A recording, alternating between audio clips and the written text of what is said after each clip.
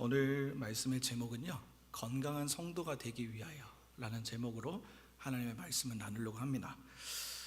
오늘 본문은 우리가 하나님의 성도로서 어떻게 해야 하나님을 본받을 수 있는 생활을 할 수 있을까에 대해서 말씀하고 있습니다.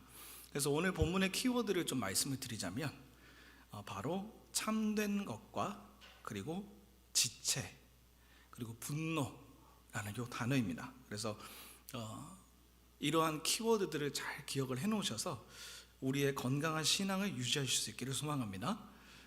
먼저 오늘 본문 25절을 한번 보시면 이렇게 말씀을 하고 있습니다. 그런즉 거짓을 버리고 각각 그 이웃과 더불어 참된 것을 말하라. 이는 우리가 서로 지체가 됨이라. 아멘. 여러분, 저는 오늘 이 25절 말씀을 중심으로 잡고 말씀을 계속 이어갈 예정이에요. 그래서 뭐가 하나 나오면 또 25절이 나올 거고요, 또 뭘 하다 보면 25절이 너무 좀 나올 거예요. 그래서 생각해 주시고요. 이 25절 첫 구절에 나오는 이 그런즉이라는 단어는 앞에 있는 문장들을 수식하는 그러한 단어입니다. 이러이러한 이유로 앞에서 내가 이런 식으로 이야기를 했으니 성도는 어떻게 살아야 된다? 이런 식으로 살아야 된다. 성도는 거짓을 버리고 그리고 참된 말을 하여 그 이웃과 더불어 서로 지체이기 때문에 그런 건강한 신앙이 필요하다라는 것입니다. 그렇다면 앞에서는 과연 무슨 이야기를 바울이 했길래 지금 여기서는 바울이 우리더러 거짓을 버리고 참된 것을 말하라고 하고 있을까요? 여러분, 에베소서 4장을 핵심을 한마디로 정리해 볼 수 있다면, 우리가 보지는 않았지만 4장 1절을 보시게 되면 너희가 부르심을 받은 일에 합당하게 행하는 것입니다. 여러분, 성도는 하나님으로부터 부르심을 받은 존재인 줄을 믿습니다. 여러분, 성도가 교회에 나오는 이유가 무엇입니까? 예수 그리스도를 통해서 하나님이 우리에게 구원의 은혜를 주셔서 우리가 하나님의 자녀로서 하나님의 나라를 바라보며 살아가도록 하기 위해 이 교회라는 신앙 공동체를 통해서 우리가 함께 영적인 생활들을, 이런 신앙 생활들을 같이 해 나가는 것이죠. 그러니까 교회에 모이는 성도의 가장 기본적인 역할은 다른 것에 있는 게 아니라 먼저 내 신앙을 하나님 앞에서 지키는 것에 있습니다. 성도는 다른 것들도 많이 중요하지만 우리가 교회라는 곳에 우리가 함께 있다면 먼저는 우리의 신앙을 하나님 앞에서 지켜내는 것, 하나님 앞에서 우리의 신앙을 바르게 세우는 것이 우리에게 가장 우선적인 일이 되어야 됩니다.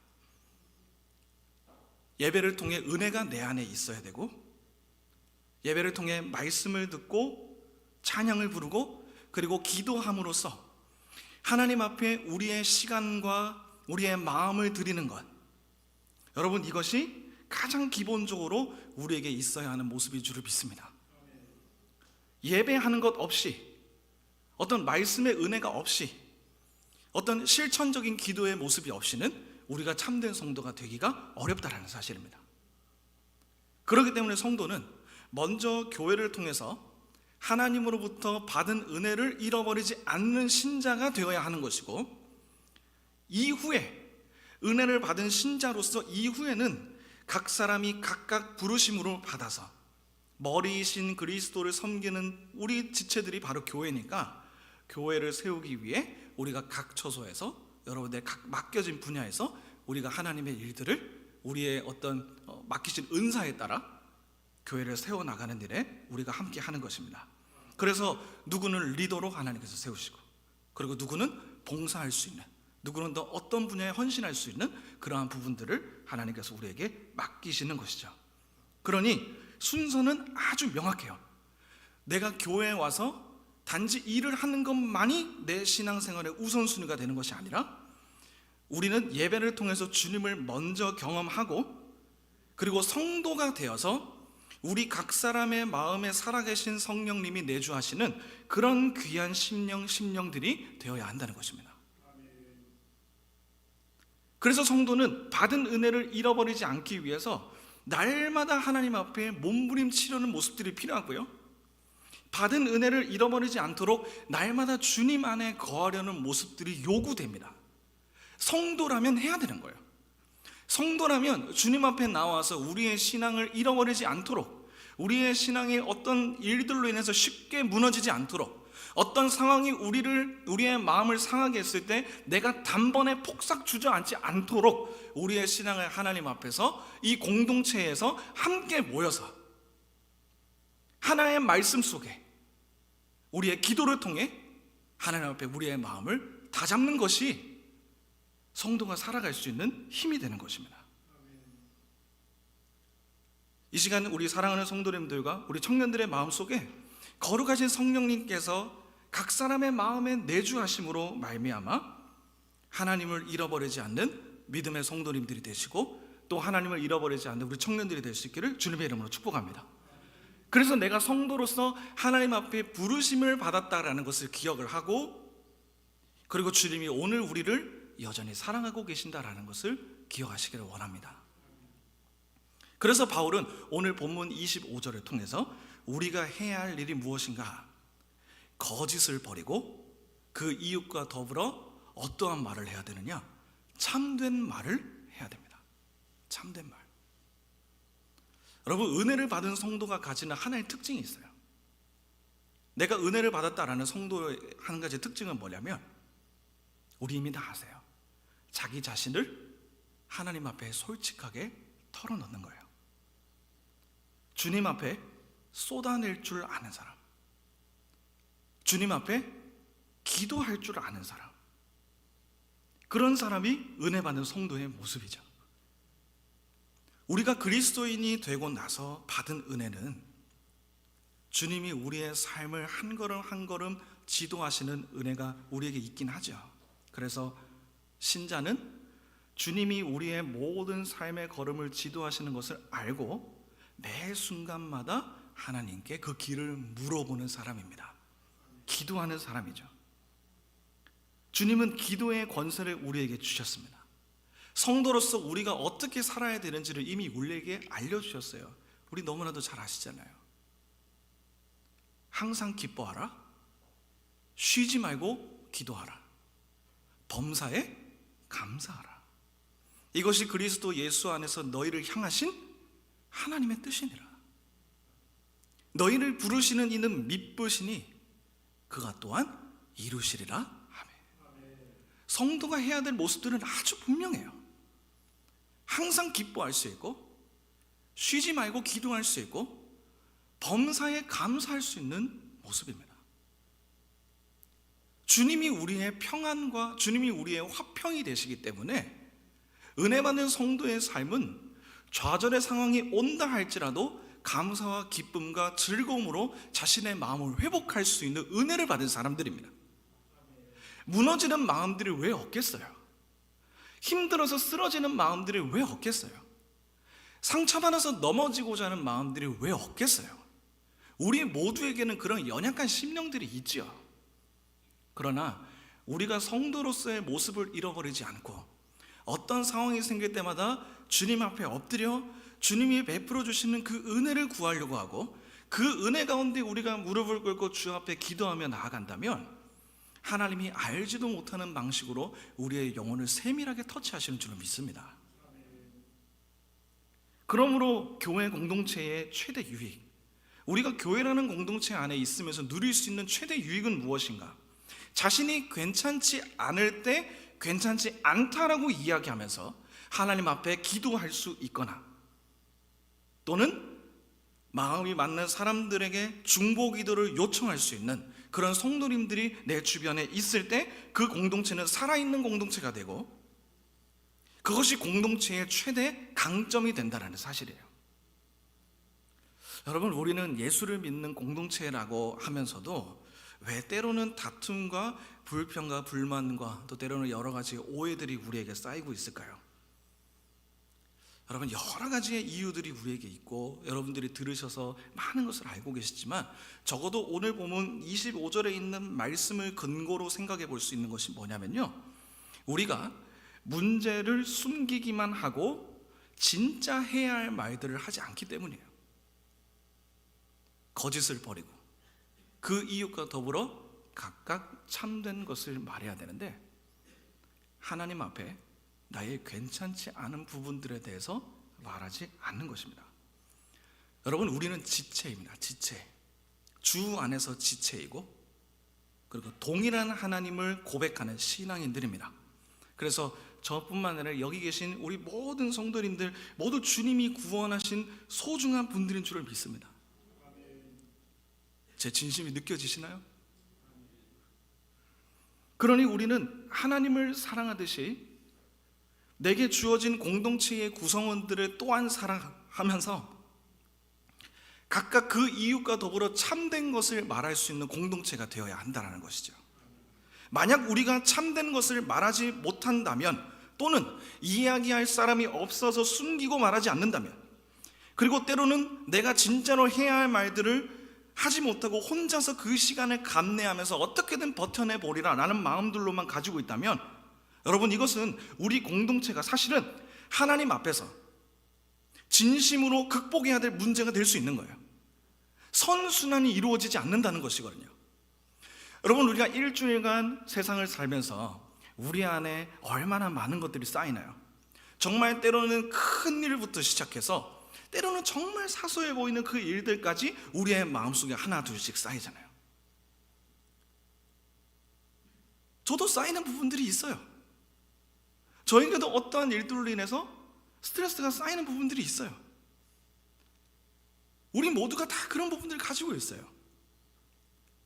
때로는 그 상황들이 여러 가지가 있죠. 어떤 반복적인 실패로 인한 좌절감들이 있을 수도 있고, 또 때로는 내가 포기하고 싶은 순간이 있을 수도 있고, 또 때로는 방법을 찾고 싶고 해결하고 싶은데 그게 잘 안 될 때, 또는 어떤 그만두고 싶은 그러한 상황들이 우리의 마음을 잠식하는 것.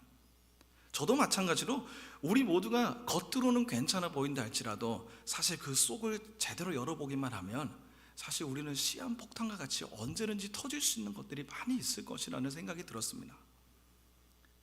그러한 것들을 주님 앞에 소상하게 털어놓으면서 내 마음을 날마다 청소하려는 것이 우리에게 필요한 것입니다. 이뿐만 아니라 주님이 허락하신 그러한 공동체 안에서 때로는 마음이 맞는 사람들과 함께 내게 주어진 문제들을 놓고, 저 성도님이 가지고 있는 문제들을 놓고 함께 기도하면서 중보 기도를 할 수 있어요. 그러면 그 기도하는 중에 성령님께서 우리의 간절한 마음들을 만지시고 우리의 마음 가운데 은혜를 베푸시고, 우리는 그 기도를 통해서 마음의 위로를 얻어서 한 주를 담대하게 살아낼 수 있는 것입니다. 그러면 믿음을 다하여 그렇게 한 주를 살아가다 보면 주님이 우리에게 주시는 삶의 그 열어주시는 그 환경들을 우리가 경험할 수도 있는 것이고, 또 응답들을 우리만의 쌓인 하나님과 나와의 기도했던, 주님과 나와의 어떤 그런 부분들, 기도했던 그 부분들을 우리가 응답을 받았다라고 우리가 생각할 수도 있는 것이거든요. 그래서 이게 선순환이에요. 선순환. 은혜를 받은 성도가 하나님께 간구해서 응답을 받고, 그리고 삶에서 힘을 내고, 그리고 공동체를 섬기는 것. 은혜 받는 성도가 하나님께 간구해서 응답을 받고, 그리고 삶에서 힘을 내고 공동체를 섬기는 것. 이러한 부분들이 교회에서의 선순환입니다. 그리고 이러한 것들을 감당해야 되는 것이 교회의 역할인데, 각자 자기 스스로의 문제를 가지고만 있고 그것을 풀어내지 않으면 우리 안에 계속해서 화가 쌓이게 되죠. 선순환을 해야 되는데 이 선순환에서 어떤 한 부분들이 막힌다면, 어떤 구멍들이 막힌다면 선순환의 구조가 이루어지지 못하는 거예요. 주님이 똑같이 구원하시고 주님이 똑같이 사랑하시는 공동체임에도 불구하고 우리가 공동체의 유익들을 제대로 누리지 못하는 것입니다. 그래서 우리 안에 무엇이 많이 쌓이게 되느냐? 특별히 분노가 많이 쌓이게 되는 거예요. 분노가. 여러분, 바울이 오늘 분노에 대해서 사실은요 얼마나 경계하고 있는지를 보시기를 바랍니다. 여러분, 먼저 본문 31절을 한번 보시겠어요?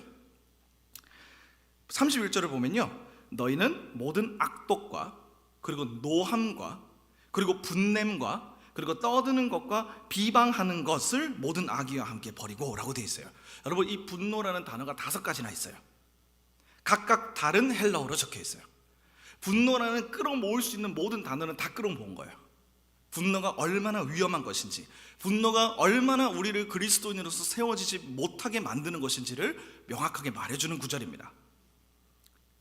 특별히 이 악독이라는 단어, 첫 번째 악독이라는 단어는요, 쓴 뿌리를 이야기해요. 쓴 뿌리. 말에서 쓴맛이 나는 거예요.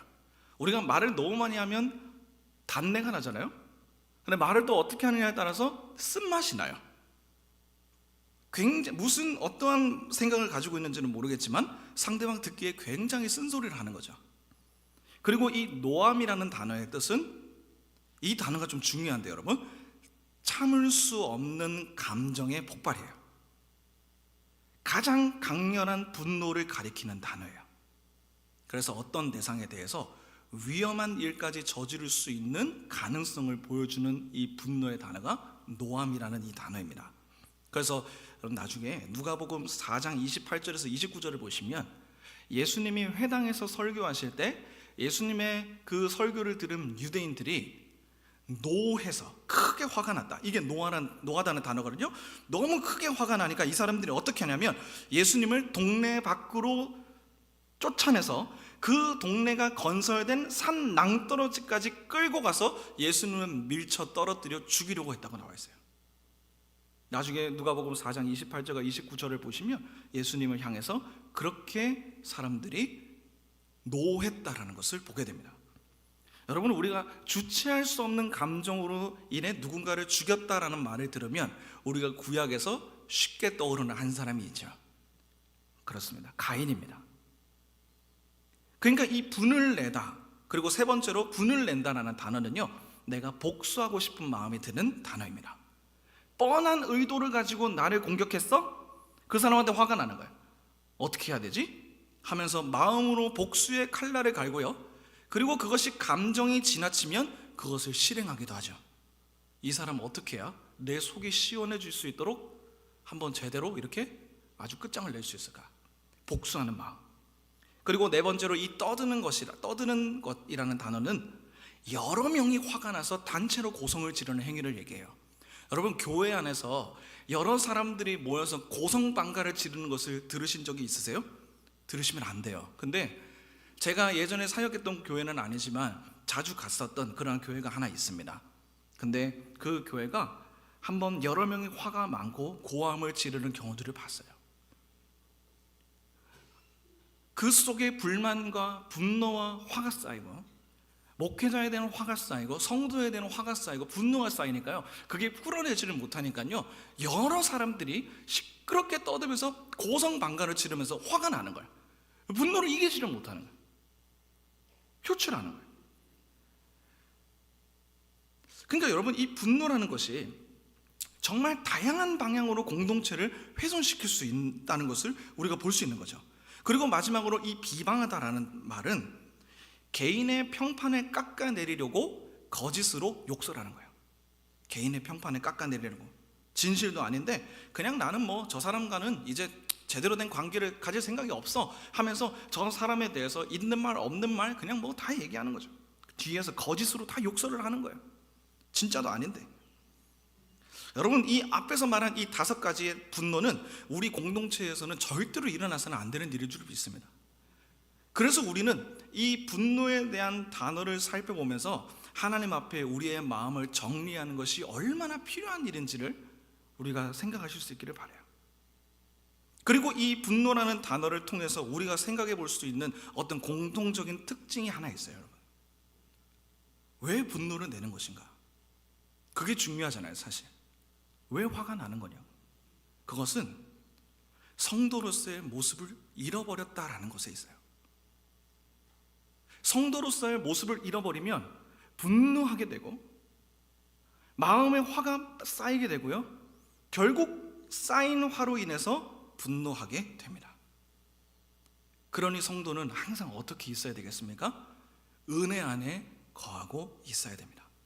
그리고 내가 하나님의 자녀라는 정체성을 분명하게 하고, 그것을 바울이 앞서서 24절에서 뭐라고 표현했냐면요, 한번 24절 보시겠어요? 하나님을 따라 의와 진리와 거룩함으로 지으심을 받은 새 사람을 입으라 라고 말씀하고 있는 것입니다. 여러분, 참된 성도는 의와 진리와 거룩함이 있어요. 분노라는 단어는 축에도 끼지 못해요. 여러분, 여기서 의라는 것은 하나님의 성품을 닮은 상태를 의미해요. 하나님의 성품. 성도는 항상 하나님의 성품을 닮은 사람이 되어야 되죠. 말씀을 꾸준히 읽고 기도하면서 하나님의 성품을 담고, 그리고 진리를 벗어나지 않으려는 마음, 그리고 거룩함을 입은 사람들입니다. 이러한 세 사람은 골로새서 3장 10절에 보면 좀 더 명확하게 나와 있어요. 자기를 창조하신 이의 형상을 따라 지식에까지 새롭게 하심을 입은 자가 바로 세 사람, 성도라는 것을 말하고 있어요. 우리가 하나님을 향해서 어떠한 행위들을 표현해요. 근데 그게 겉으로 내가 행위를 하는 것이 내가 하나님을 섬긴다라고 말하는 것이 아니라, 우리가 진짜 성도라고 말할 때는 하나님의 마음을 알고, 그리고 우리가 하나님의 마음으로 행동하고, 그리고 우리가 하나님의 마음을 알려면 말씀을 봐야 되겠죠. 지식에까지 그리스도를 아는 지식이 있는 사람, 그래서 이론과 실천을 같이 할 수 있는 사람, 그런 성도를 이야기하는 것입니다. 그러나 우리가 새 사람으로서 방해하도록 만드는 것이 무엇이냐? 분노라는 거예요. 분노. 그러니까 사실 다른 말씀도 많이 있는데 바울이 특별히 분노에 대해서 이렇게나 경계를 하고 있는 것을 볼 수 있는 거죠. 자, 그러면 우리가 분노에 대해서 어떻게 대처를 해야 되느냐? 저희 함께 본문 26절과 27절을 같이 한번 읽어보시겠습니다. 시작. 분을 내어도 죄를 짓지 말며 해가 지도록 분을 품지 말고 마귀에게 틈을 주지 말라. 아멘. 여러분, 여기서 제가 말씀드린 이 분노의 헬라어의 원어 의미는 31절에 말씀드렸던 분내는 것과 같은 말이에요. 상대적으로 참기 어려운 분노, 나의 능력으로는 잘 제어되지가 않고요, 참아낼 수 없는 감정의 폭발이 우리에게 생기려고 할 때 바울은 우리가 이것을 어떻게 풀어야 되냐고 권면하느냐? 먼저는 죄를 짓지 말라라고 권면하는 거예요. 가능한 한 죄 짓지 않는 범위 내에서 분노를 지혜롭게 풀 것을 권면하는 거예요. 그러니까 분노를 잘 풀어내는 것도 우리가 해야 할 성도의 훈련이고 지혜가 필요한 부분입니다. 계속해서 쌓아두는 것만이 능사가 아니고요, 겉으로 아무렇지 않은 척하고 그리고 시간이 지나면 괜찮을 거라면서 자신을 방치하고 있으면요, 내 안에 있는 문제를 해결하기가 매우 어려워질 수 있다는 거예요. 또한 두 번째로 바울이 우리에게 권면하는 것은 해가 지기 전까지 분을 품지 않는 것입니다. 해가 지기 전까지 분노를 오랫동안 가지고 있지 않는 거예요. 왜 그럴까요, 여러분? 분노를 오랫동안 가진다는 것은요, 별일 아닌 문제도 별일로 만들어버리는 그 힘이 있어요. 분노를, 여러분, 오랫동안 분노를 곱씹고 그 분노에 대해서 생각해요. 그러면 내 화가 점점 가라앉으시던가요? 가라앉으시면 은혜죠. 근데 우리가 일반적으로 분노를 내게 되면요, 화가 잘 가라앉지 않아요. 더 화가 많이 생겨요. 내가 이렇게 얘기할 걸, 내가 저 사람한테 저렇게 표현할 걸, 괜히 착하게 행동해가지고 이게 계속해서 곱씹어서 나를 괴롭히는 거예요. 해가 질 때까지 분을 품지 말라는 것은 오랫동안 분을 품지 말라는 거죠. 왜냐하면 우리가 성도로서의 모습을 잃어버리니까. 하나님의 자녀라는 사실을 잃어버리게 되면 그 틈을 누가 타요? 사탄이 그 틈을 훅 뒤집고 우리의 속을 완전히 뒤집어버려요. 폭주하게 되는 거예요. 그때부터는 눈에 보이는 게 없어요. 불특정 다수한테 그냥 막 터지는 거예요. 그냥. 특별히 내 안에 오랫동안 쌓아놨던 어떤 트리거가 있었는데 그거 누가 건드렸다? 그럼 이제 끝나는 거예요. 아주 그냥 속이 다 뒤집어질 대로 뒤집어지고 참아내지 못할 정도로 마음에 이게 있던 울분이 여기서부터 막 화산 폭발하듯이 확 폭발하는 거예요. 그리고 쏟아내는 거예요. 그러면 가정에서도 상처가 되고 교회에서도 상처가 되고 우리가 있는 삶의 자리에서 누구를 만나든지 그 사람에게도 상처가 낼 수밖에 없어요. 그래서 바울은 우리가 공동체와 하나님 앞에 털어내면서 자신을 잘 조절하는 마음들이 필요하다고 권면하는 것입니다. 여러분, 건강한 성도가 되기 위하여 바울이 권면하고 있다는 사실을 기억하셔야 돼요. 우리에게 하나님과 공동체 안에서 토해내는 마음이 있을 때 우리에게 은혜가 있는 줄을 믿습니다. 크고 작은 일에 대해서 우리는 자주 우리의 마음들을 청소하고 정리하려는 것들이 필요해요. 그리고 성령으로 내 안이 충만해지도록 늘 하나님 앞에 힘써 기도하려는 모습들이 필요합니다. 여러분 30절을 보시면 바울이 이렇게 말씀하지 않습니까? 우리의 어떤 죄된 모습으로 인하여 하나님의 성령을 근심하게 하지 말라고. 우리의 어떤 모습들로 있어서 누군가에 대해서 어떠한 마음을 가지게 될 수 있고, 어떤 내 안에서 어떤 분노라든지 또 때로는 내 안에서의 좌절이라든지 또는 어떤 연약한 마음들이 내 마음을 괴롭힌다 할지라도 그 안에서 우리를 사랑하시는 성령님을 근심하게 하지 말라는 거예요. 주님이 우리가 하나님 나라에 들어갈 때까지 우리의 전 인격적인 삶의 지도자로서 우리를 인치시고 우리를 하나님의 나라로 들어가는 그 순간까지 우리의 삶을 붙드시는 분이 성령님이시니 우리에게 어떠한 일들이 있을 때마다 우리는 어떻게 해야 된다는 것입니까? 성령님께 토해내고 기도의 자리로 나아갈 수 있어야 한다는 것입니다. 그러니 혹시라도 저한테 분노가 있으시거나 저한테 화가 나신 분들은 찾아오셔서 욕해 주시기 바랍니다.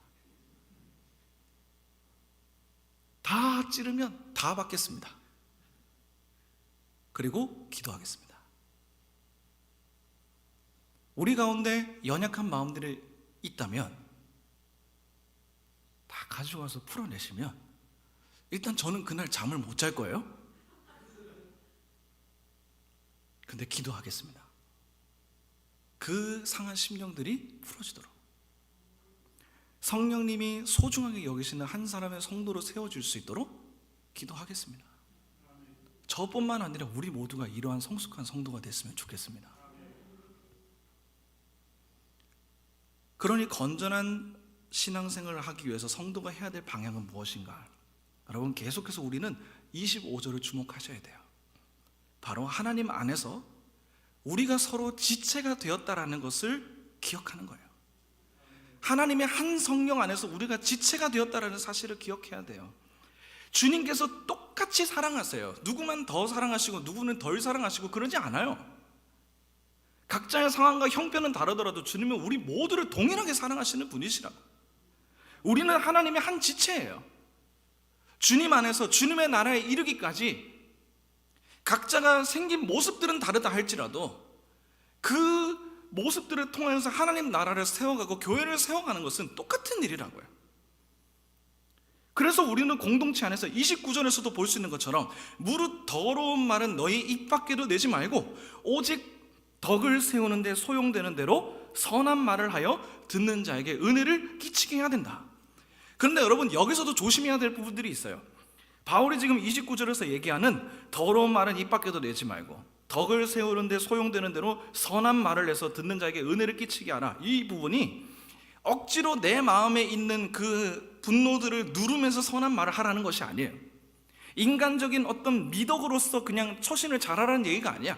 마음이 완전히 그냥 이렇게 썩어져 있는 상태 가운데서 어떻게든 그냥 인간적인 미덕으로 그 상황을 넘기려고 하라는 것이 아니라 결국 성도를 서로를 향해서 거짓된 마음들을 버리고 진실한 마음으로 서로에게 다가가려고 하는 마음들이 필요하다라는 것을 얘기하고 있는 거예요. 진실한 마음으로 다가가는 것이 필요해요. 그만 숨기고 때로는 진실하게 나아가는 부분들이 필요하다라는 거예요. 하나님 앞에도 자꾸 숨기지 마시고 표출하시라는 거예요. 주님이 우리의 그 썩어 문드러진 그 마음의 한 칸의 병을 보시면서 주님이 얼마나 슬퍼하시겠어요. 내가 이거 지금 다 보고 있는데 얘가 말을 안 하네. 지금 다 보고 있는데 왜 저렇게 혼자 있지? 왜 혼자서 저렇게 힘들어하지? 주님이 그렇게 지켜보실 수도 있다라는 거예요. 우리가 참된 성도로서의 모습들을 잃어버리지 않고 하나님 안에서 진실된 모습으로 나아가려고 할 때 하나님에게 나아가는 진실함과 서로를 향해서 나아가려는 진실함이 함께 있을 때 비로소 우리는 32절에 있는 말씀들을 실행할 수 있습니다. 그리스도의 말씀으로 서로를 향해 용서하는 마음을 가지고 공동체를 세워갈 수 있습니다. 여러분, 근데 사실 용서라는 거 쉽지 않잖아요? 저도 누구 보고 용서하라고 하면요, 잘 안 돼요. 그러면 여러분, 이렇게 한번 해보세요. 용서는 못해도요, 용납은 한번 해보세요. 이 사람의 마음으로 정말 미워서 나 얘는 용서는 못하겠다. 그러면 용서는 괜찮아요. 근데 이 사람을 그리스도 안에서 주님이 똑같이 사랑하시는 사람이라 생각하고 그래도 그냥 받아는 들여보시라는 거예요. 여러분, 주님이 이렇게 말씀하셨잖아요. 너희가 너희를 사랑하는 자를 사랑하면 무슨 상이 있으랴. 참 불편한 말씀이에요. 세리도 이같이 하지 아니하느냐. 또 너희가 너희 형제에게만 무난하면 남보다 더하는 것이 무엇이냐. 그 이방인들도 똑같이 하는 거 아니냐. 그러므로 하늘에 계신 너희 아버지의 온전하심과 같이 너희도 온전하라.